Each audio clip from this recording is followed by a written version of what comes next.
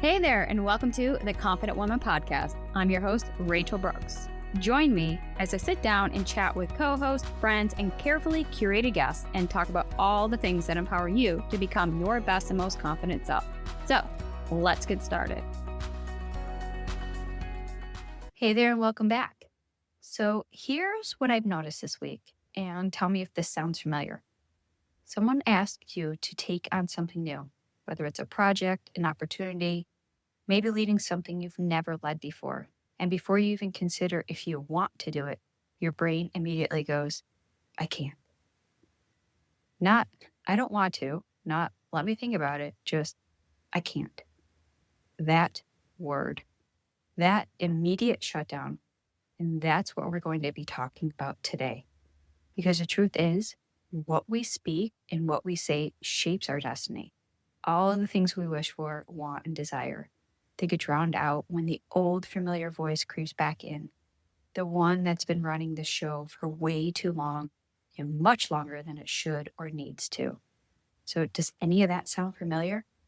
Well, today we're breaking down limiting beliefs. And when I say limiting beliefs, I'm not just talking about the I can'ts, don'ts, won'ts, all those things.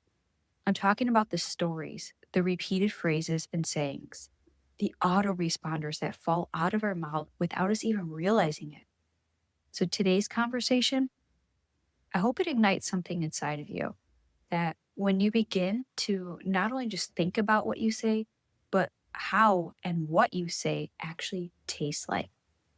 Is it adding flavor and spice to your life, or is it bitter and sour, quenching the opportunities and possibilities and limiting your potential before you even go after the dreams, the life that you're called for? So these are the real questions to ask ourselves. Are we awake and aware? Because that's what scripture tells us. In Proverbs 18:21, it says, the tongue has the power of life and death, and those who love it will eat its fruit. And in 2 Corinthians 10:5, it tells us, take captive every thought to make it obedient to Christ. And James 1:19 reminds us, everyone should be quick to listen, slow to speak, and slow to become angry. The words we speak, they matter. And the thoughts we entertain, they shape us. And today we're going to talk about how to actually change the conversation we're having with ourselves. So let's get into it. Limiting beliefs. Well, as I said, they're not just the same old, same old. They aren't these loud, obnoxious, obvious ones. Like I said, you can't, I don't, I won't, shouldn't. And they don't always sound like something simple as saying, oh, well, I'm worthless, or I'll never succeed, or I'm too old. You know, we catch ourselves saying these things, but those aren't just the limiting and defining beliefs that we speak. But most of the time, like I said, they're sneaky. They're the ones that have been on autoresponder, the things that have been running in our mind as this narrative plays out. And they sound, to be honest, reasonable. And we think, well, that is truth, right? Well, if we keep telling ourselves the same lie over and over and over again, eventually we'll convince ourselves that it is true because we'll find the evidence to support that truth. And the same goes for vice versa. And so limiting beliefs, they might sound like this. I'm just not a morning person. So you never build a routine to say you want to be a morning person. Or maybe you say, I'm bad with money. And so you avoid learning about money, about investments, about financial literacy. Or maybe you say, I'm not creative. And therefore, you never try. You never expand your imagination. You never tap into that passion or that hobby or the interest. Or maybe it's, that's just how I am. That's the ultimate conversation ender, right? Because we just say, well, that's who I am. And therefore, I don't move forward and I don't do these things. That is the killer of them all. Because when we hold so tight to that truth becomes part of our identity. And our identity will hold on to whatever it can because we have something to prove. And that's where our limiting beliefs And again, when I say the beliefs, it's all about what we speak, how we speak, and the words that actually come out of our mind into our atmosphere, into the spaces we're in, right? So we could think something, but we could stop it right there. The moment it passes through and enters your mouth and comes out, that's what we're speaking into existence. And so here's the thing that makes limiting beliefs so dangerous is that they masquerade as facts. They masquerade as truth. And that is not truth. We have to question everything. As scripture says, take every thought captive. And as scripture also says, the tongue has the power of life and death. And so therefore we need to be sure that we are quick to listen and slow to speak and slow to become angry, because our thoughts become the anger. It becomes the hesitation. And so your brain presents these things as personality traits. They become part of who we are, and they become part of our natural limitations. And just as being realistic, right? It sounds like it's true. We'll find the evidence to support that. And then what we speak shapes our destiny and who we become. But here is the truth. They're not just facts. They're conclusions you drew at some point. And maybe when you were 7 or even 7 years ago, whatever it may have been. Maybe it was even last week or last year or yesterday. Wherever you are or wherever you have found this, you've been running with them ever since. And that's where this pause and this hesitation, and this is where I need you to hear this. A conclusion you made once doesn't have to be your operating system forever. It doesn't have to be the truth or the narratives that you put on auto repeat and just set and forget. We can't just let our minds go to sleep and just run on autopilot. The cost of these beliefs, it isn't just about what you don't achieve. It's about who you don't become, the conversations you don't have, the risks you don't take, the version of yourself you never meet because you decided years ago what you were and weren't capable of. Again, the tongue has the power of life and death. And you're constantly speaking death over your potential if we don't speak truth into it. And we're not just being humble here. And we're not just being realistic. You're actively killing opportunities before they've ever had a chance to breathe. So let that sink in. This is the important lesson in today's conversation. We need to wake up and hear what we're actually speaking and saying to and about ourselves. So, how do we actually break free of this? How do we take our thoughts captive like scripture tells us to? Well, let me walk you through what actually works. And we can go back to scripture to anchor these. First, be quick to listen to yourself. James says, be quick to listen, slow to speak. And that includes listening to yourself. For the next week, I want you to track one thing. Every time you say, I can't or I'm not to shame yourself, but just to take notice and write it down. Pause in your mind when you say that. And one thing, I know it's kind of funny, but the one thing that I would do when I was early on and trying to catch my thoughts and capture my words is I would bite my tongue, because that was a physical signal to my brain that said that we can't speak that. Let's revisit what I'm about to say and change the narrative, change the word, change the language. So write it down. Put it in your notes app. Whatever works for you. Just make sure you catch it before it comes out of your mouth. Because you can't change what you don't notice, right? So once you see the pattern, how often you say it, what triggers it, you could start questioning it. And you could start changing the new language and the new narrative that shapes what comes out of your mouth. So secondly, take that thought captive. 2 Corinthians tells us to take every thought captive. That means you don't just let your thoughts run wild in your head. You grab them, you examine them, you hold tight, you inspect them, and you have to align what it is that your thoughts are shaping. And when you catch yourself in a limiting belief, you ask, is this actually true? Or is this just what I've always said? And then you question that. Where did it come from? Whose thought was it? Where did I pick it up? Was that something my mother used to say? Is that something I heard in 3rd grade? Is that something I heard on TV or in a song or wherever? We have to spot the patterns. Where did you learn this from? And the more that we inspect, we start finding where the truth actually lies. And so most limiting beliefs, again, aren't based on current evidence. They're based on one bad experience, one person's comment, or something you decided about yourself when you had way less information than you do now.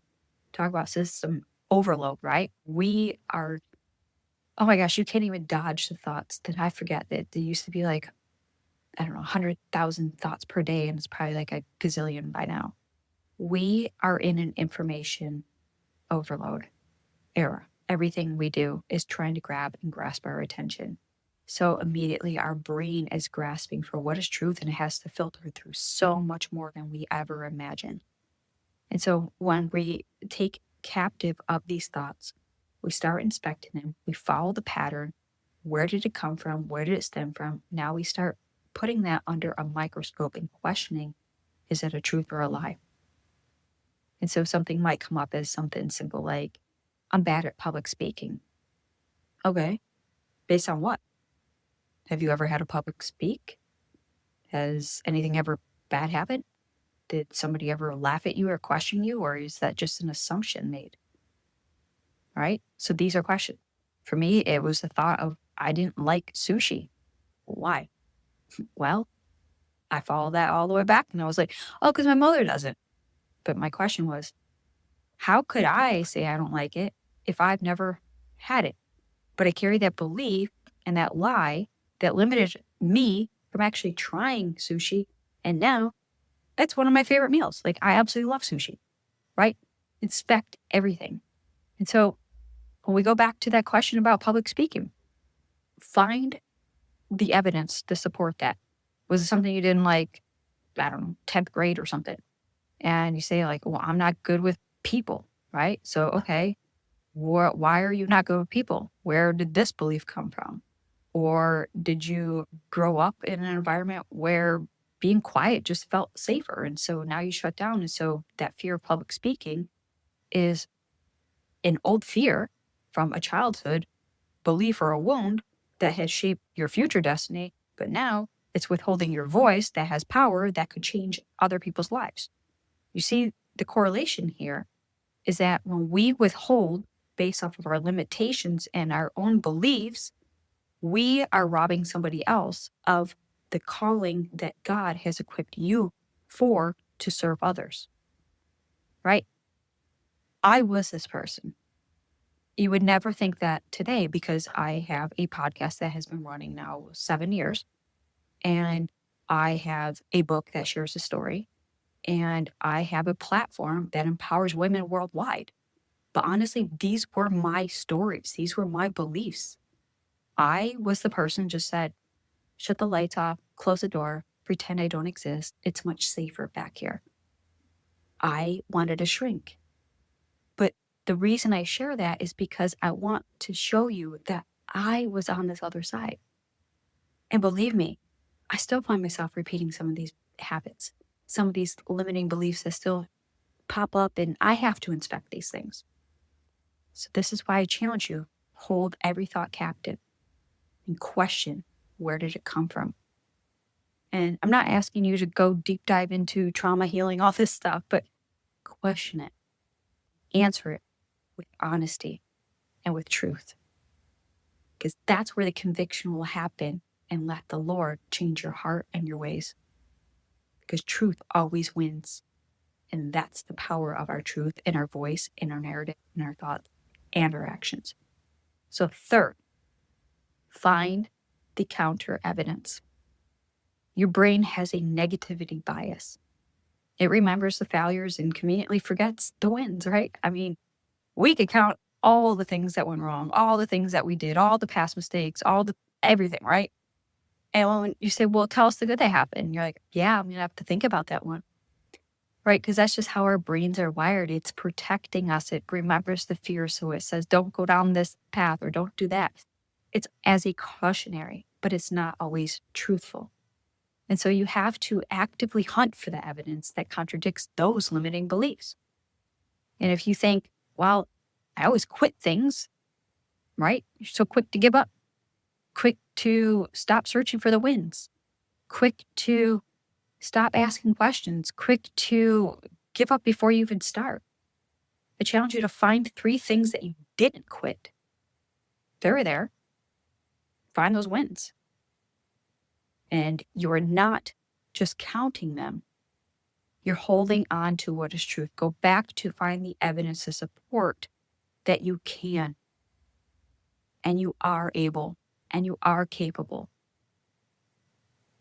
And we want to retrain our brains to find the evidence to support what has been limiting you. And we need to empower ourselves. So if you think, I'm not smart enough, fine. Let's go back and remember the time you figured something out that felt impossible at first. And I can guarantee you, it's gotten you to where you are today. So don't say you can't figure it out, or you don't have the resources, or you don't have the time, or you don't have the money, or you don't have X, Y, and Z. Because the truth is you do, and you have, because you're where you're at today, right? It's all part of survival. But our brain wants to think that our limitations are lack thereof, and therefore we haven't received. But the only thing that we haven't received is the awareness to go search for the evidence to support. And so that's where our brain wants to prove itself right. To give it something different to prove is our goal, right? Put the focus elsewhere. Shift the narrative, shift the focus, shift the perspective. And so 4th, speak life, not death. Proverbs says the tongue has the power of life and death. So what are you choosing? You can't just delete a negative belief. You have to replace it with something true. So like I said, we could tell ourselves the same lie over and over and over again, and we could convince ourselves that that's truth. So what if the opposite was true? What if we could speak truth into our life? Even though if it hadn't happened yet, right? But we know that we are called for something greater. We were created with, on, and for a purpose, and our God does not make any mistakes. So what if the thing that we want hasn't yet happened yet, but we could speak and create a narrative and speak it so much so that we'll find now this evidence to support that that could become true, right? We flip the script. That's all we do. And so instead of, I'm not good at this, or saying I'm still learning this, instead of, I always fail, what if we say, I've failed before and I'm still here? Instead of saying, I can't, you say, I haven't yet. Because we're now setting our brain up for curiosity to seek out and figure out the how-to so that you can. You see how it contradicts the can't?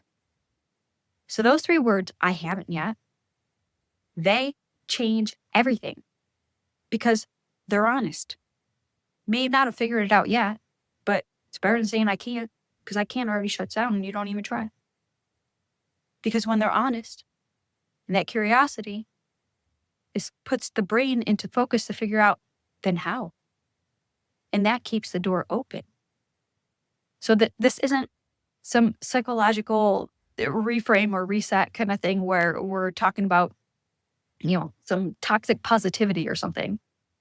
And this isn't just, pretending everything's fine and when it's not. It's intentionally choosing to speak truth over yourself instead of lies. And so 5, back this up with action. Because here's the thing. Beliefs don't change just because you think different thoughts. They change because you gather new evidence, and that evidence is there to support and back up what you've now shifted your perspective, your narrative, and your reframe.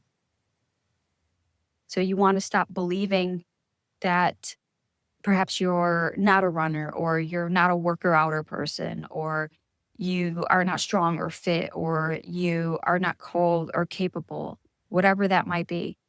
You don't need to run a marathon or compete in a bodybuilding show or have to solve world peace or something crazy. But you are capable of running 2 minutes. You are capable of showing up at the gym. You are capable of containing peace in your body, mind, and spirit. And those are just little things that you can do. And we follow the snowball effect, right? We support the evidence. We start finding meaning in that new truth. And then this becomes your new narrative. This becomes your new reframe.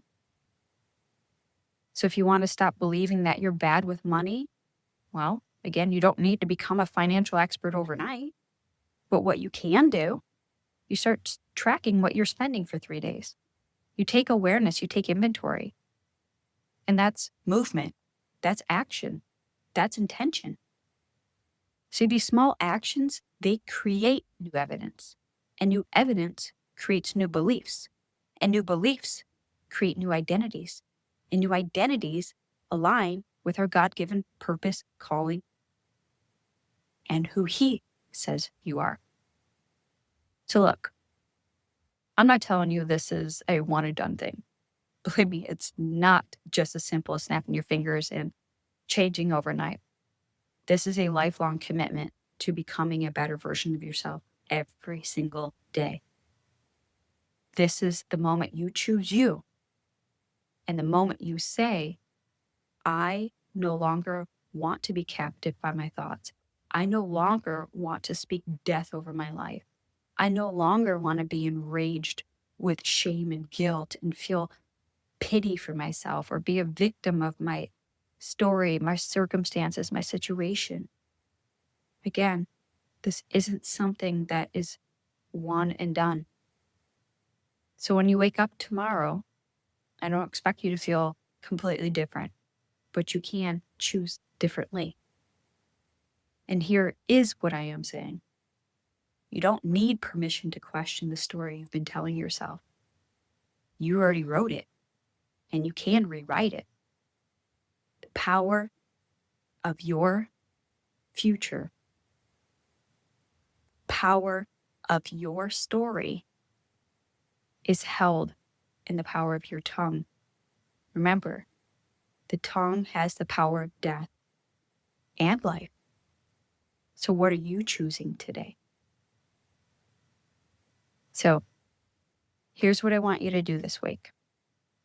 Not eventually, but this week. Today's episode is a little different because I'm giving you a little bit of a homework assignment here. Because I don't want to just have you feel empowered or seen through this episode, but I want you to take implied action here. 1, pick one limiting belief, just one. Pick the one that's been costing you the most in the last 6 months and write it down. And again, this might have to be, the sitting in that stillness, sitting in that pause, and just asking yourself, where am I stuck? And why? What is the thing that I keep telling myself? And then 2, ask yourself, what would I try if I didn't believe this? Don't do it yet. Just answer the question honestly. What could be possible if I didn't keep repeating or thinking or, the prevention thoughts, right? Sometimes we just don't even respond. We just already have in the back of our head, we can't. So we don't. Therefore, we don't try. And we don't get the thing that we want. Or we don't step out into obedience of where God is calling us. Or we don't live up to our potential. And that feels stifling and limiting. And we don't feel purposeful or intentional. Right? So 3, take one of those micro actions this week that we talked about and find the contradiction to that belief. It's going to be tiny, it's going to be small, but it's small enough that you can't talk yourself out of it because now the awareness is there and that's where the truth becomes our reality. But the truth is, we have to speak truth. We have to be real. We have to be honest with ourselves. And if we're not honest with ourselves, then we're only lying to ourselves and to others. And aren't you tired of pretending? I know I am. That's when I just said, okay, can't keep living like this anymore. Something has to change. And that starts with our mind. It starts with how we show up in our minds intentionally before we even take action. And that's it. Just these three simple steps. Again, this isn't about overhauling your entire identity or your entire life overnight. Not at all. It's about proving to yourself that the story you've already been telling isn't the only one available. You have the power of life and death in your tongue. What you say about yourself matters, and what you believe about yourself shapes everything. So choose life, choose truth, choose to speak something different over yourself this week. And remember, you have the power to create your own story. So I want to hear from you. If this episode resonates with you, I want to hear from you. Tell me, what's the limiting belief you're challenging right now? What's the small action that you're taking? Follow me on Instagram, follow me on LinkedIn, send me an email, comment, do what you got to do. I would love to hear from you and send me that message, because this is the point where not only are you taking accountability, but you're setting the intention out and you have now spoken it into this world. And now others are there to help you change your life from the inside out. And so if this episode hits home for you, share it with somebody who needs to hear it. You know who they are. And that's the person who keeps saying, I can't, when you know they absolutely can. And so can you. So until next time, take care and God bless. Hey there. Thank you so much for joining me on today's episode of the Confident Woman Podcast. If you enjoyed today's episode as much as I did, please be sure to like, subscribe, and leave us a review. Thanks again for listening.